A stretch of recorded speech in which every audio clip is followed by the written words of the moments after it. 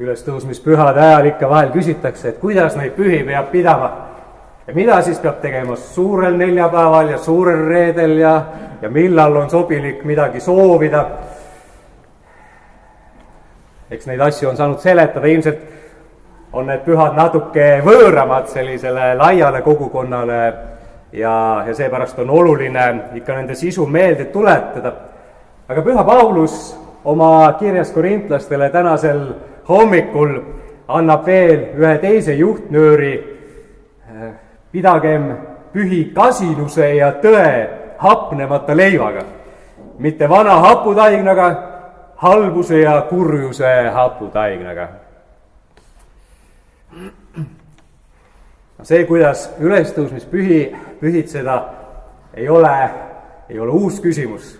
10. sajandist on pärit üks tekst nimega Regularis Concordia ja see on üks kloostrikord Inglismaa benediktiini kloostritele, kus väga üksikasjalikult kirjeldatakse igapäevast elu, mida süüa, millal palvetada, millal üles tõusta, millal magama minna, muuhulgas ka, kuidas pühitseda pühi. Ülestõusmispüha jumalateenistusel on selle korra järgi ette nähtud, et 4 munka tõusevad püsti, üks neist läheb sümboolse haua peale, istub sinna ja 3 kehastuvad naisteks, kes tulevad sammhaaval tasakesi otse kui midagi otsides, nii on öeldud, otse kui midagi otsides, ümberringi vaadates ja lähenevad hauale. Ja siis nad jõuavad sinna hauale ja siis algab lauldes dialoog ingli ja nende naisteks kehastunud munkade vahel ja päädib see rõõmsa kuulutusega: issand tõusis hauast üles, et tühi haud on üles leitud ja need otsijad on leidnud vastuse. Mille poolest see kirjeldus on oluline, on see, et uurijad ütlevad, et see on vanim tänapäevane teatrilavastus. Kõige vanem tekst, kus on näha, et on lavastatud üks sündmus, üks taaselustatud üks sündmus, kus on väga üsna üksikasjalikult öeldud, mida peab tegema, kuidas peab siis näitlejad ringi vaatama, kuidas kõndima. Et see on tänapäevase teatri algus, on ülestõusmispühad ja tühja haua leidmine. Mida see võiks meile kõneleda? Võib-olla seda, et tõesti ülestõusmispühad oli nii suur püha, et seda taolise lavastusega taheti pühitseda. Aga võib-olla ka teine ja olulisemgi tähendus tuleb sellest, et ülestõusmispühad on ilmselt üks ja ülestõusmissündmus, üks taolisi sündmusi, millest väga palju ja väga põhjalikult rääkida ei ole mõtet. Sest see on nii palju suurem, kui meie sõnad suudaksid seda haarata. See on müsteerium. See on saladus. Ja et sellest osa saada, tuleb see läbi elada.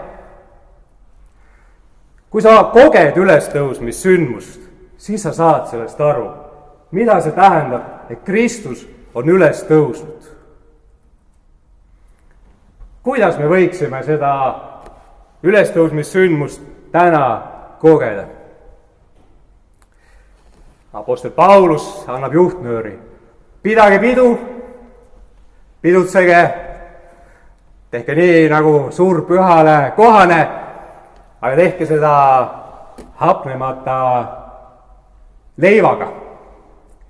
Siin on väga oluline sümboolika, see hapnenud leib ja hapnemata leib. See sümboolika sobitub natuke ka sellesse konteksti, millest me tihtipeale ülestõusmispühadest kui ka kevadpühadest kõneldes räägime.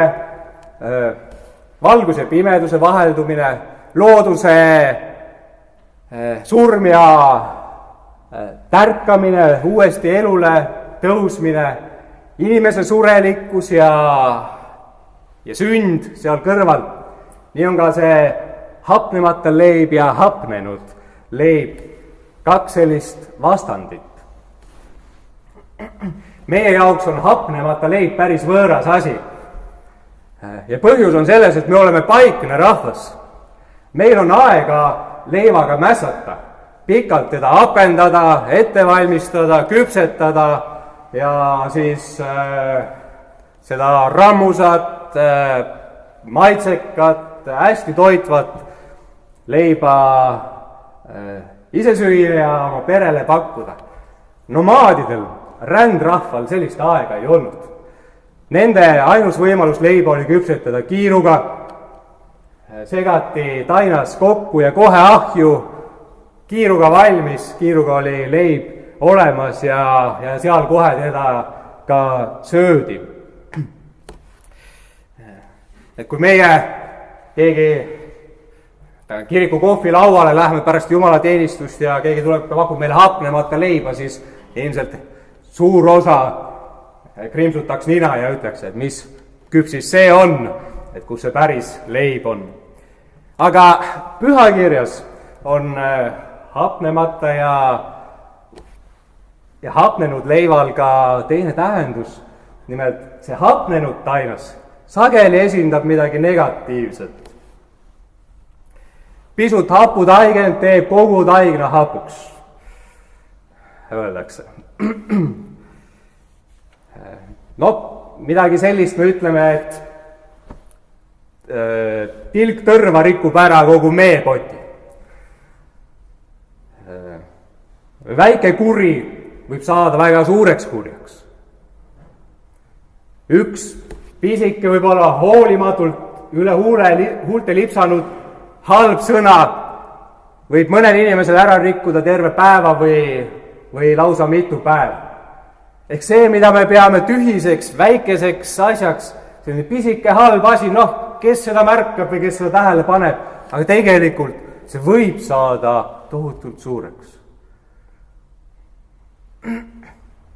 ka pisut kurja, pisut halba saadab korda palju kurja ja palju halba. aga ülestõusmispühade kontekstis on veel ehk olulisem mõte vana ja uue vahekorrast. hapnemata leib on alati uus. ta tehakse nüüd, siin ja praegu, segatakse kokku, küpsetatakse ära ja ta on olemas. hapnenud leiva jaoks on vaja juuretist, mida sageli leivateost leivateosse edasi kantakse või alal hoitakse. hapnenud leib sisaldab midagi vana.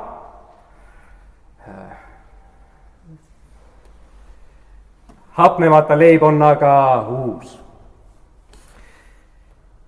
Need ülestõusmispühad kõnelevad ka suremisest vanale ja elluärkamisest, ülestõusmisest uuele. see on see viis, kuidas Kristuse surmast ja ülestõusmisest osa saada, surra vanale ja tõusta üles uuele. inimese uueks saamine on raske ülesanne. muutumine on valus, ebameeldiv. hea meelega hoiduksime sellest. hea meelega me üldse ei räägiks, et meil üldse on vaja muutuda, peame pisut teiseks saama. aga kui me teiseks ei saa, läheme hapuks. ühes filmis, mis kõneles kloostri elust, küsib keegi külaline, selline noor tütarlaps ühelt mungalt, et kas sul vahest kahju ka on, et sa oma elu siia kloostrisse oled maha matnud. see munk küsib, et aga mis asi see elu on? eks elu ole ju kasvamine, arenemine, muutumine. ei, mina ei ole siia elu matnud, siit ma olen elu leidnud. see on uueks saamise, muutumise, kasvamise tee. me teinekord tahame öelda, et no minu selline põhimõte või eesmärk on jääda alati iseendaks. Armsad, õigem oleks öelda, ma tahan saada iseendaks. Sest see, kes me oleme, see meie ise, ei ole ju meile kusagilt kaasa antud. See on pakett, mis on sünnist saadik olemas ja nüüd ela sellega. Et see, kes me oleme, on meie enda valikute tulemus. Milliseid radu me oma teele valime? Millistesse paikadesse me läheme? Kes on need inimesed, kes on meie ümber? Kuidas me nendega suhtleme? Mida me esile tõstame ja mida kõrvale paneme? See kõik loob meid. Ülestõusmispühad kutsuvad siin järele mõtlema. Jätma maha see, mis ei tee meist ilusat ja head. Ja valima seda, mis on väärikas, mis on õige. Paulus nimetab 2 lihtsat asja. Ei ole üldse palju suurt nimekirja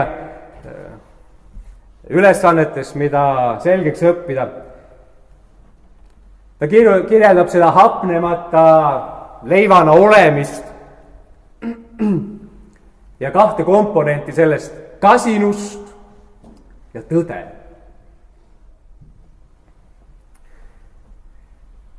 Kasinus, seda võiks tõlkida ka kui selgus, kui puhtus. See on teatav meie sisemaailmas valitsev minimalism. Me saame ise endast aru. Meil on selgus selle kohta, kes me oleme. Ja kui me ise oleme eneste sees selged, siis suudame olla ka teiste inimeste jaoks helged. Tõde on aga see vürts, mis siis selle hapnemata leiva maitsekaks teeb. Tõe ütlemine ja ära tunnetatud tõe järele elamine. See teeb elu sisukaks, tähendusrikkaks. Mitte otsida kõrvalteid, mitte luua keerulisi skeeme, selleks kuidagi elus ära elada, vaid olla lihtne ja selge ja järgida enda tunnetatud tõde. Siis me oleme selline hapnemata leib. Kõik see, mis üle selle, võib kõrvale panna. Seda ei ole vaja.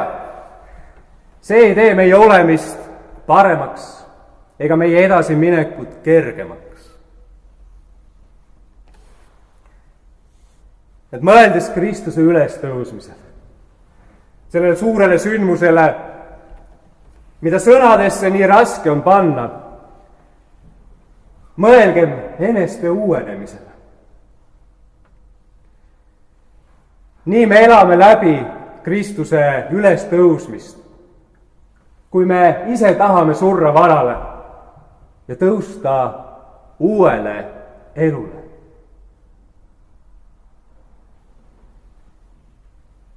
Ülestõusmispüha on kui selline hapnemata leib, alati uus, alati aktuaalne, mitte kunagi kuidagi leierdatud või vana. Kui sa jõuad sellesse ülestõusmispüha hommikusse, sa saad aru, et see on taas midagi enneolematut.